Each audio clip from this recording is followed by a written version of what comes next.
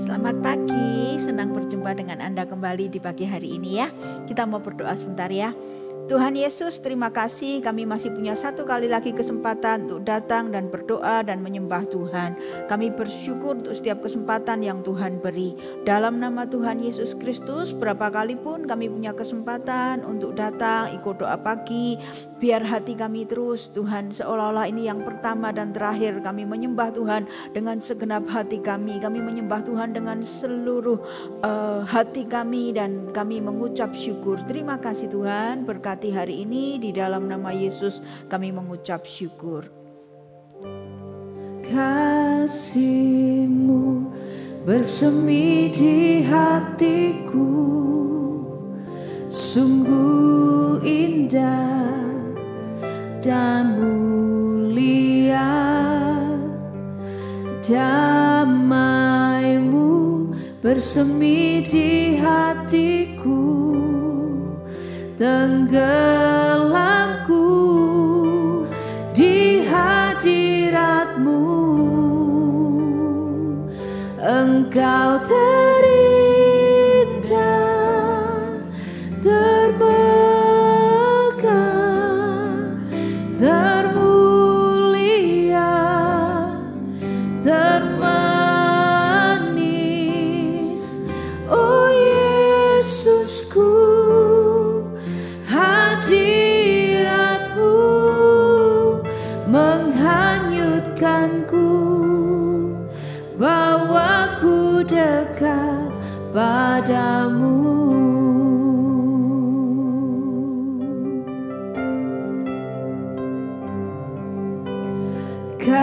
Kasih-Mu bersemi di hatiku, sungguh indah dan mulia. Damai-Mu bersemi di hatiku, tenggelamku di hadirat-Mu.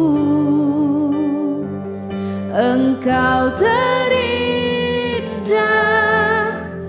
termegah, termulia, termanis, oh Yesusku. Hadirat-Mu menghanyutkanku, bawaku dekat. Engkau terindah, termegah, termulia, termanis, oh Yesusku. Hadirat-Mu menghanyutkanku, bawaku dekat padamu. Mari bersama-sama kita katakan sekali lagi, kasih-Mu bersemi. Kasih-Mu bersemi di hatiku, sungguh indah dan mulia. Damai-Mu bersemi di hatiku, tenggelamku di hadirat-Mu. Engkau terindah, Kau termegah Tuhan, termulia, termanis, oh Yesusku. Hadirat-Mu menghanyutkanku, bawaku dekat. Engkau terindah, termegah, termulia, termanis,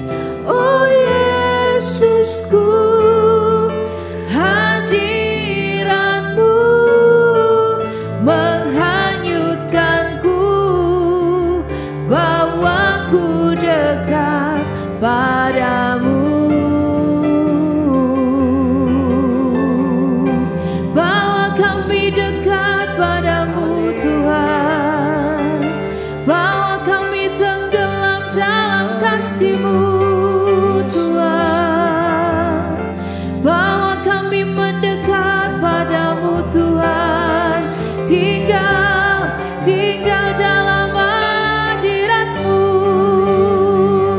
Haleluya, haleluya, Yesus Tuhan, bawa kami masuk lebih dalam lagi, menikmati kasih-Mu Tuhan. Oh, haleluya. Oh, Ramaya Sikara Lamaya Ramo, sebab tiada yang lebih indah dari hadirat-Mu Tuhan. Oh, tiada yang lebih berharga dari hadirat-Mu Tuhan. Oh, hadirat-Mu Tuhan sungguh berharga, tiada yang seperti Engkau Yesus. Haleluya, kasih-Mu Tuhan nyata bagi kami, tiada yang seperti kasih-Mu. Haleluya, Kina namanya Sikara Lamaya Ramaya Ramo Tuhan, Kina Maya Ramaya Sikara Lamaya Ralaya Se. Haleluya, tiada yang seperti kasih-Mu Tuhan. Oh,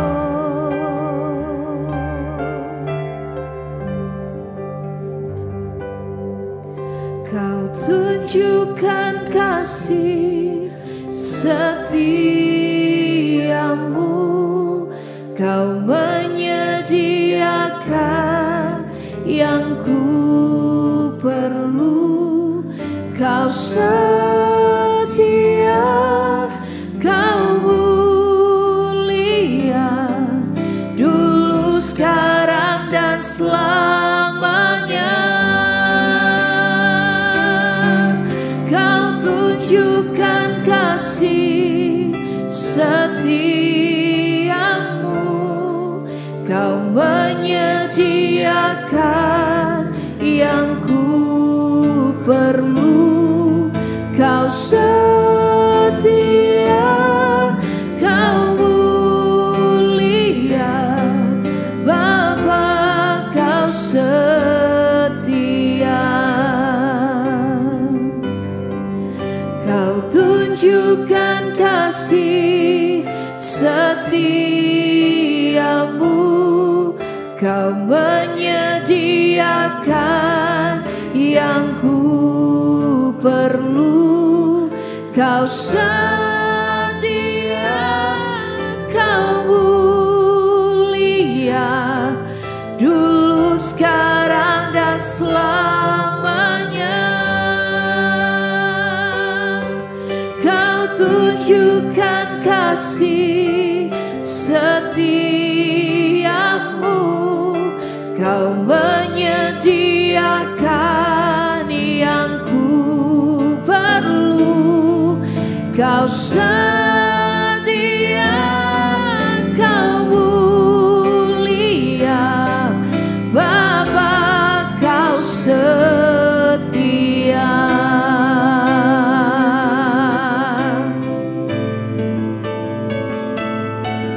Kau tunjukkan kasih setiamu, Kau menyediakan yang ku perlu. Kau setia, Kau mulia, dulu, sekarang, dan selamanya.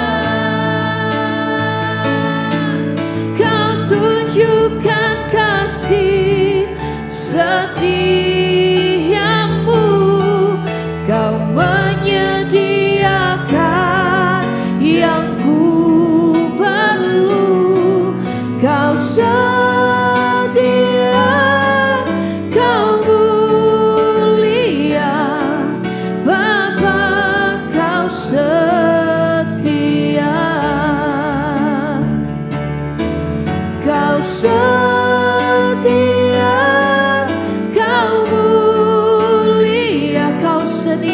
Kau setia, Kau mulia, Kau setia, Kau mulia, Bapa, Kau setia.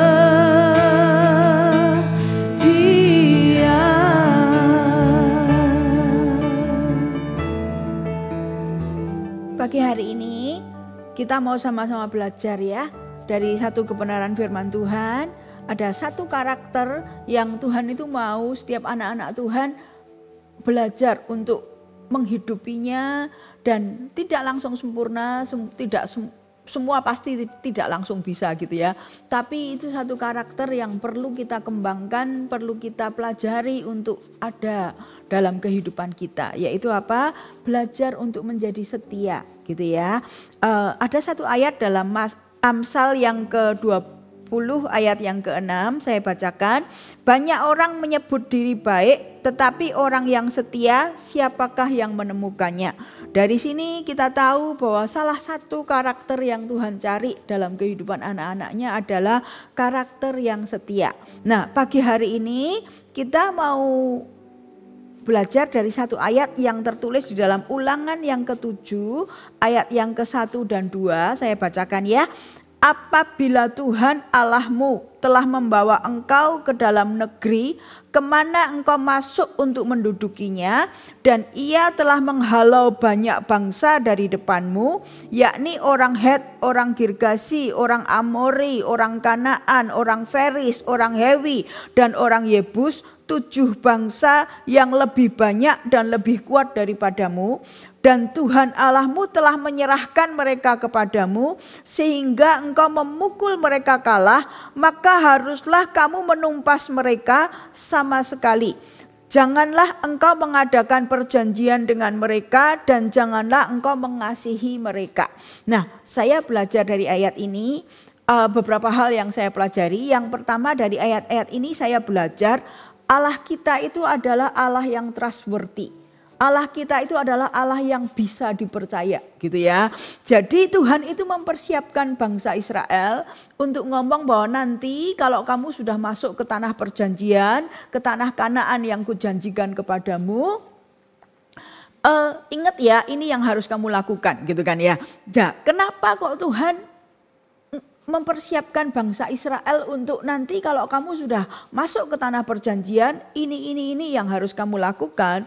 Kenapa? Karena Tuhan itu Allah yang tahu bahwa dia akan menggenapi janjinya. Dia Allah yang tahu bahwa dia bisa dipercaya. Dia memang akan membawa bangsa Israel ke sana. Itu sebabnya dia mempersiapkan. Ngomong kalau nanti kamu sudah masuk ke sana, ini loh tugasmu, ini yang harus kamu lakukan, begitu ya. Jadi saya belajar yang pertama, Allah kita itu Allah yang bisa dipercaya, Allah yang trustworthy. Lalu berikutnya yang kedua adalah saya belajar Allah kita adalah Allah yang punya segala kuasa. Ya, Tuhan tahu loh membawa bangsa Israel masuk ke tanah perjanjian itu bukan tanpa tantangan. Bukan gak ada musuh, bukan gak ada yang harus dikalahkan. Dari musuh-musuh ada, belum lagi dari sisi Israelnya sendiri.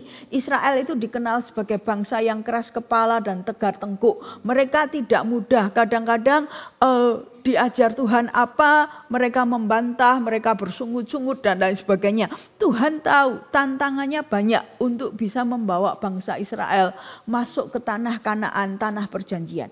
Tapi kenapa Tuhan tetap mempersiapkan mereka dan berkata nanti kalau kamu sudah sampai di sana, ini yang harus kamu lakukan. Kenapa Tuhan tetap melakukan itu?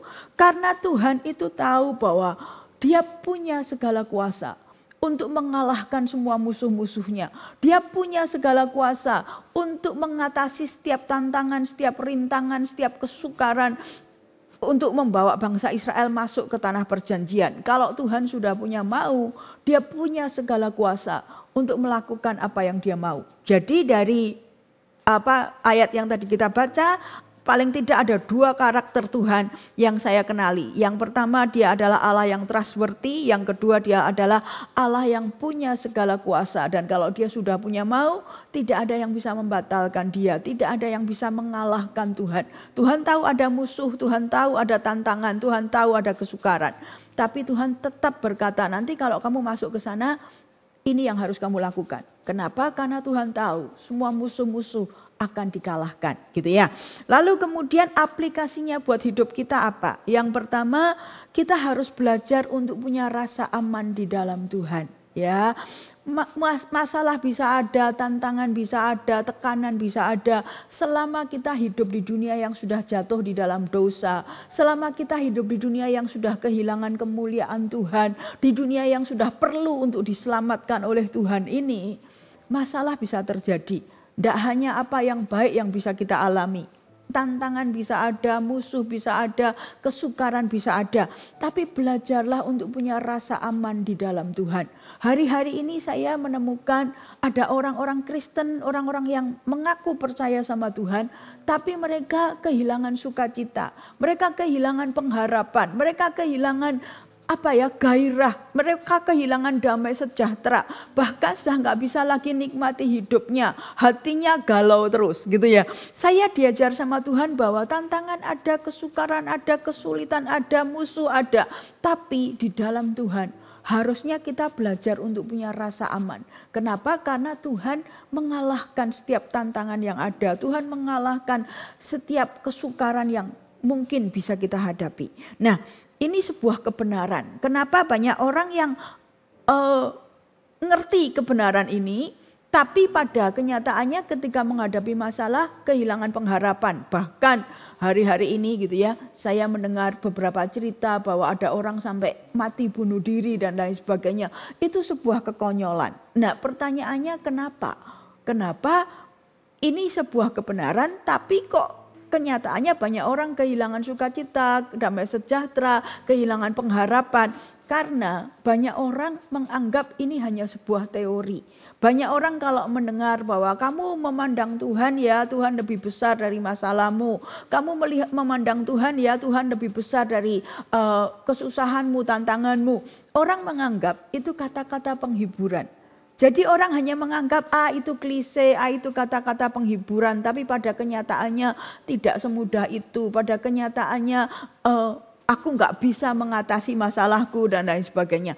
Nah, saya belajar bahwa firman Tuhan itu biarkan tetap jadi firman Tuhan.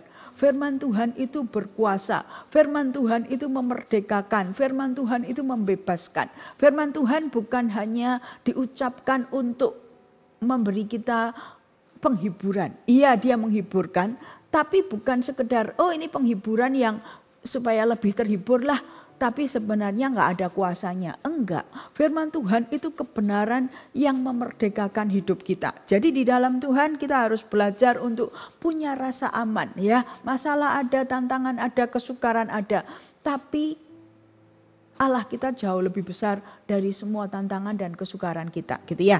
Lalu yang kedua, belajarlah untuk belajar setia. Jadilah setia, gitu ya. Kenapa Tuhan mempersiapkan bangsa Israel sekali lagi? Nanti kalau kamu sudah masuk ke tanah Kanaan, lakukan ini ya, ini dan lain sebagainya. Tuhan memperingatkan mereka. Kenapa? Karena Tuhan tahu hati manusia itu bisa berubah. Israel ini dipersiapkan sama Tuhan, nanti kalau kamu sudah terima janji Tuhan, nanti kalau kamu sudah menerima semua yang Tuhan janjikan, sudah dibawa masuk ke tanah Kanaan, dibawa masuk ke tanah di mana banyak susu dan madu dan lain sebagainya. Tuhan mengingatkan kamu jangan lupa ya, masih ada tugas, ini loh yang harus kamu lakukan. Kenapa? Karena Tuhan tahu hati manusia itu bisa berubah. Ada orang itu kalau pas lagi miskin, pas lagi susah, cari Tuhan.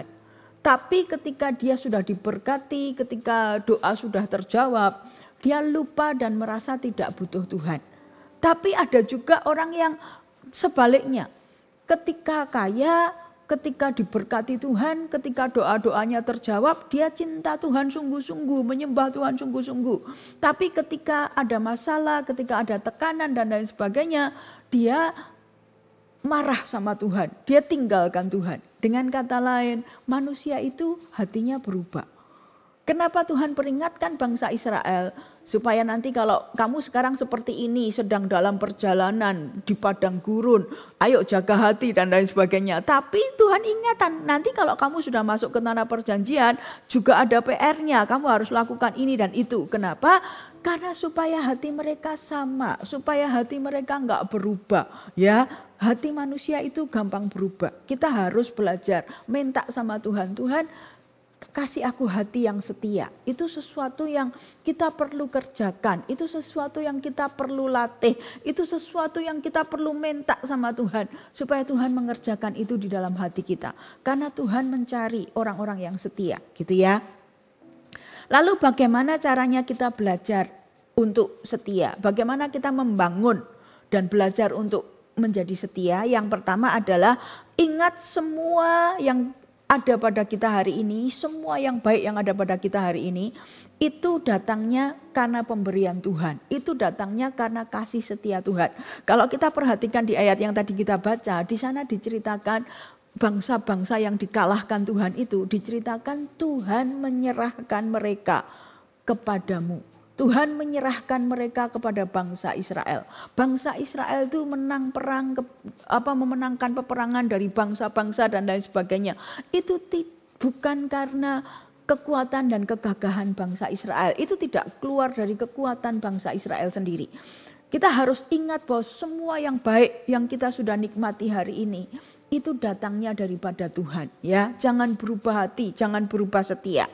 Saya punya satu kesaksian ya, banyak orang itu seringkali kan berkata aku mau lupakan masa lalu gitu ya.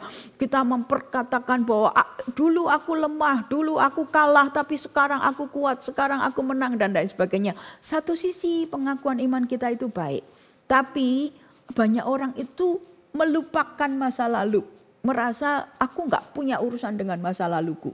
Saya kadang-kadang dengan sengaja minta, Tuhan, saya kasih satu ruang di hati saya minta tolong supaya saya tidak pernah lupa dengan masa lalu saya. Tapi masa lalu saya bukan berfungsi untuk mengintimidasi saya, untuk menekan saya, untuk menarik saya balik. Saya minta Tuhan tolong aku untuk tidak lupa dengan masa laluku. Tapi fungsi dari ingatan akan masa lalu itu satu, supaya saya gak lupa diri. Supaya saya ingat saya ini siapa kalau gak ada Tuhan. Saya ini gak bisa apa-apa tanpa Tuhan. Saya ini bukan siapa-siapa tanpa Tuhan. Saya ini selama-lamanya perlu Tuhan. Kalau bukan karena Tuhan, saya ada aja enggak. Kalau bukan karena Tuhan, saya ingat bagaimana dulu hidup saya kacau, berantakan dan lain sebagainya. Kadang-kadang kita perlu minta sama Tuhan supaya kita enggak lupa masa lalu. Hanya dengan satu fungsi, supaya hati kita enggak berubah. Kita ingat bahwa semua yang kita punya hari ini datangnya dari Tuhan. Dan itu akan melatih kesetiaan hati kita. Ya itu.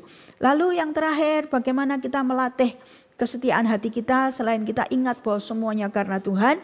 Kita jangan sok kuat dan jangan kompromi. Ayat saya bacakan ayat tadi ya. Kita nggak boleh sok kuat dan sok kompromi karena Tuhan kan berkata begini. Yang tadi kita baca, dan Tuhan Allahmu telah menyerahkan mereka kepadamu sehingga engkau memukul mereka kalah, maka haruslah kamu menumpas mereka sama sekali. Janganlah engkau mengadakan perjanjian dengan mereka dan janganlah engkau mengasihani mereka. Tuhan nyuruh mereka untuk kalau kamu sudah masuk ke tanah Kanaan, aku sudah mengalahkan semua musuh-musuhmu, jangan adakan perjanjian apapun, jangan ada urusan apapun dengan bangsa itu, jangan kompromi, jangan tumpas mereka habis. Kenapa? Karena Tuhan tahu mereka punya potensi. Musuh-musuh itu kalau enggak dihabisi total, itu punya potensi untuk mempengaruhi bangsa Israel, untuk menarik bangsa Israel untuk menjadi sama dengan mereka dan lain sebagainya. Jadi saya belajar kalau kita mau setia sama Tuhan, salah satu yang kita harus pelajari adalah jangan sok kuat dan jangan kompromi. Ada banyak anak Tuhan itu sok kuat gitu ya. Oh enggak apa-apa, aku bisa, aku enggak akan mabuk kok, minum sedikit aja. Oh enggak apa-apa, aku bisa, aku enggak akan ikut-ikutan dengan mereka, percayalah. Contoh ya, diajak orang pergi ke tempat yang nggak baik, ke tempat apa yang maksiat gitu ya.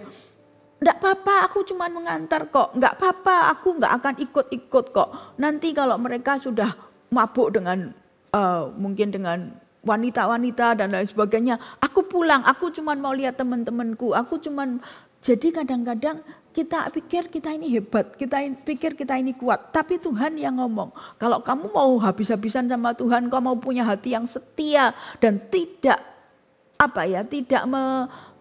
meresikokan hubunganmu sama Tuhan. Setia itu salah satunya adalah kita tidak mau ambil resiko kehilangan Tuhan. Kita mau setia kepada Tuhan. Nah kalau kita mau setia, jangan sok kuat, jangan sok kompromi gitu ya. Dengan jelas Tuhan ngomong kepada bangsa Israel, kamu nanti tumpas habis musuhmu, jangan ada kompromi, jangan ada hubungan apapun. Dan kalau kita baca di ayat-ayat bawahnya, dikatakan jangan nikahkan anak perempuanmu sama anak perempuan mereka, sama pria-pria mereka, pria-priamu jangan ambil anak-anak perempuan mereka menjadi istri mereka dan lain sebagainya. Tuhan ajari bagaimana tuntas, tidak usah ada hubungan apapun. Nah kalau kita mau setia sama Tuhan, kita nggak perlu sok kuat. Ada banyak orang itu yang merasa bahwa aku nggak mungkin jatuh, aku nggak mungkin gagal, aku cukup kuat. Kita belajar ya rendah hatilah di hadapan Tuhan, jangan sok kuat, jangan kompromi, karena kita tidak pernah tahu. Kita bukan orang hebat, kita bukan orang kuat, kita bukan orang yang nggak bisa tergoda. Saya belajar satu cerita dari Yusuf. Yusuf itu pas waktu digoda oleh istrinya Potifar, yang dia lakukan adalah dia lari. Dia tidak peduli kalau orang akan menganggap dia sebagai pecundang. Dia tidak peduli kalau orang akan membuat berita bahwa dia kalah sama seorang wanita dan lain sebagainya. Dia nggak peduli. Bagi dia ketika dia digoda, dia nggak mau sok kuat dan merasa nggak apa-apa, aku bisa kok. Aku mampu kok menghadapi istrinya Potifar. Aku nggak mungkin jatuh. Enggak. Ketika dia digoda oleh istri Potifar, yang dilakukan dia adalah dia lari. Ya, kalau mau belajar setia, jangan takut apa kata orang. Mau dibilang nggak gaul lah, mau dibilang apalah, tapi kalau yang ditawarkan itu adalah sesuatu yang bisa merisikokan hubungan kita dengan Tuhan. Yang ditawarkan itu adalah sesuatu yang bisa membuat kita tergoda dan jatuh menjadi sama dengan dunia. Lebih baik lari, lebih baik say no dari awal. Ya, kita bukan orang hebat, kita bukan orang kuat yang mampu, yang pasti nggak jatuh dan lain sebagainya. Kalau kita mau setia kepada Tuhan dari awal, enggak ya enggak gitu ya. Tidak usah takut apa kata orang ya gitu. Kita mau berdoa, sebelum berdoa saya minta nyanyi satu lagu. Terima kasih buat cintamu yang tanpa batas. Kau berikan hidupmu, jadikan ku berharga. Terima kasih buat cintamu yang tanpa batas. Kau berikan hidupmu, jadikan aku indah. Terima kasih buat cintamu yang tanpa batas. Kau berikan hidupmu, jadikan ku berharga. Terima kasih buat cintamu yang tanpa batas. Kau berikan hidupmu, jadikan aku indah. Terima kasih. Saya tiba-tiba aja diingatkan, kalau kita mau belajar setia kepada Tuhan, salah satunya adalah kita harus menanggalkan spirit of entitlement, perasaan merasa berharga dan harus dapat ini dan itu dari Tuhan. Itu membuat saya ketemu dengan banyak orang yang itu membuat kita bisa jadi sama Tuhan itu, kita menjauh dari Tuhan ketika kita merasa Tuhan nggak ngasih apa yang Tuhan janjikan. Tuhan nggak nuruti apa yang aku mau. Tuhan gak menjawab doaku. Saya tiba-tiba tadi pas waktu nyanyi itu muncul di hati saya, tidak saya siapkan dalam teks, tapi tiba-tiba muncul di hati saya bahwa salah satunya kalau kamu mau belajar setia adalah belajar untuk menghargai Tuhan, bahwa sesungguhnya Tuhan itu tidak punya hak, tidak punya kewajiban untuk menjawab setiap doa kita. Kita nggak punya hak untuk menuntut Tuhan. Ya, kita tidak punya hak untuk menuntut Tuhan, dan Tuhan tidak punya kewajiban untuk menjawab setiap doa kita. Tanggalkan sifat yang merasa aku harus dapat sesuatu dari Tuhan. Kalau kita ikut Tuhan itu karena rasa syukur kita, karena rasa terima kasih kita, karena ucapan terima kasih kita. Thank you Tuhan, Engkau mati ganti dosaku. Thank you Tuhan, Engkau disalibkan bagi kesalahanku. Thank you Tuhan, Engkau ke neraka 3 hari, Engkau ke neraka menyelesaikan neraka bagiku. Kalau kita yang ke neraka, kita nggak ke neraka 3 hari. Kalau kita ke neraka dalam kekekalan. Kekekalan itu lebih dari seumur hidup, ya. Kekekalan itu lebih dari seumur hidup. Seumur hidup itu sepanjang-panjangnya umur orang ada batasnya. Tapi kalau kekekalan itu tidak ada batasnya. Oke, saya tambahkan itu. Kita mau berdoa yuk. Tuhan Yesus, kami datang kepadamu pada pagi hari ini. Di dalam nama Tuhan Yesus Kristus, dengan segenap hati, dengan segenap jiwa, dengan segenap akal budi, kami merendahkan hati kami. Tuhan, firman Tuhan itu kekuatan kami. Firman Tuhan itu yang memerdekakan kami. Firman Tuhan itu yang menghidupkan kami.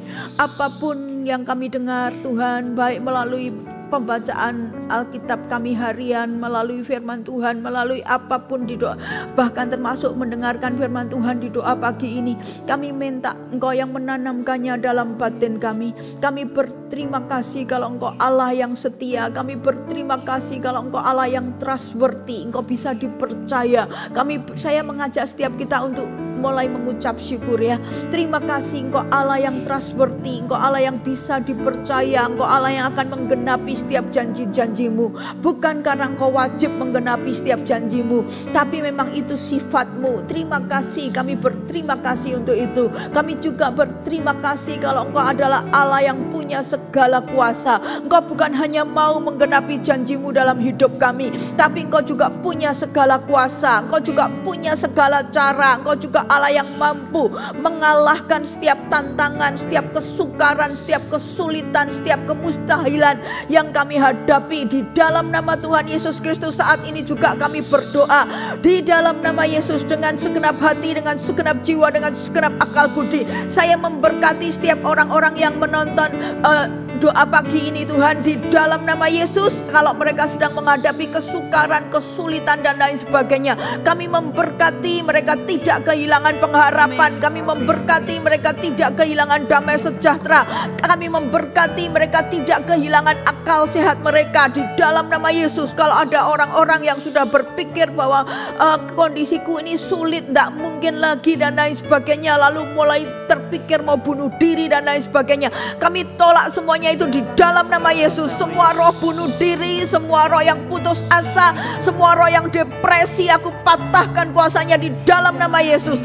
Di dalam nama Yesus saya berdoa untuk orang-orang yang terikat oleh obat-obatan. Dia yakin bahwa memang aku punya sakit, aku memang depresi. Dalam nama Yesus aku berdoa Engkau lepaskan Tuhan. Pagi hari ini saya berdoa Engkau melepaskan orang-orang yang terikat oleh obat-obatan depresi. Ada seorang wanita yang Engkau depresi karena capek minum obat depresi. Jadi dia merasa dia punya penyakit depresi, lalu tambah depresi karena dia bosan, dia capek, dia lelah, harus terus-menerus meminum obat itu. Aku berdoa Engkau bebaskan wanita ini Tuhan.